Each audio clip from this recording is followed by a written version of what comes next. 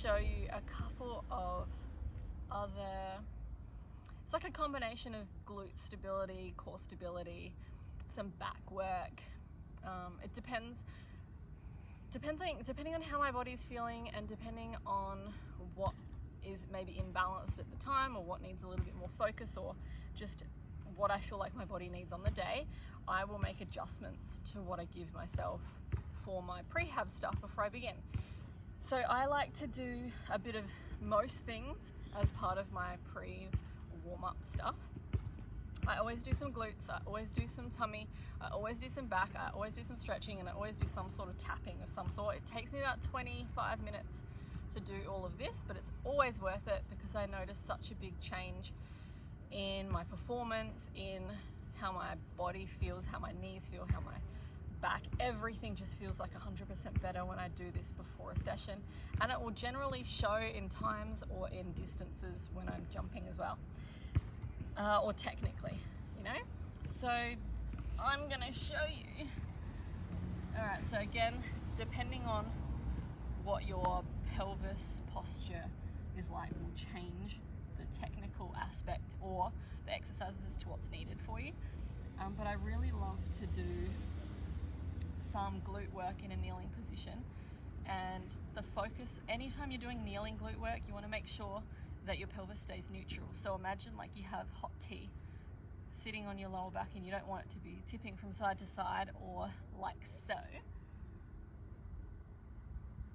So it depends which ones you want to do, but I like to do with my straight leg, and I just slowly tap and come back. So you can see the movement isn't actually very big because it doesn't need to be big. The focus is just on turning on that glute with some hip extension. And when we run, we do need this position anyway, so we might as well be strong in this position with our glutes as well. So I like to do between 15 and 20, followed by some pulses. And then I also tap the knee in and kick up. Tap the knee in and kick up, keeping everything really square with the glutes. I do have workout videos complete that take you through full workouts, including this stuff, inside of my membership, which you can have access to as well. The other one that I really love to do is a combination of both. This is core stability, back stability and strength, and a little bit of glutes. It works a little bit more on the kinetic chain, which is really useful because everything works neurologically as well. So when I do this one, same thing, hot tea on the back, slowly reaching the arm and the leg. And I like to hold here for between 3 and 5 breaths. And then I do little pulses or full lift and lengthens. And sometimes I actually add my bands to make it more challenging. And you can add side like so. But what's actually more important about this exercise is what's going on with your tummy and your hip when you lift a leg.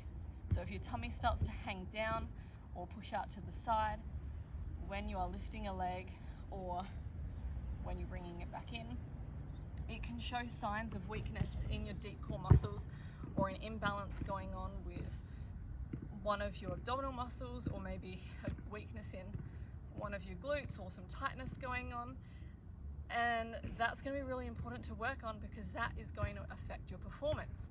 So if you can figure out or reach out to me, I will do that for you and create, if we can figure out what's going on, what's imbalanced, what's weak, what needs more strengthening work, then you're going to notice a change again in your performance. So this stuff like this is Pilates.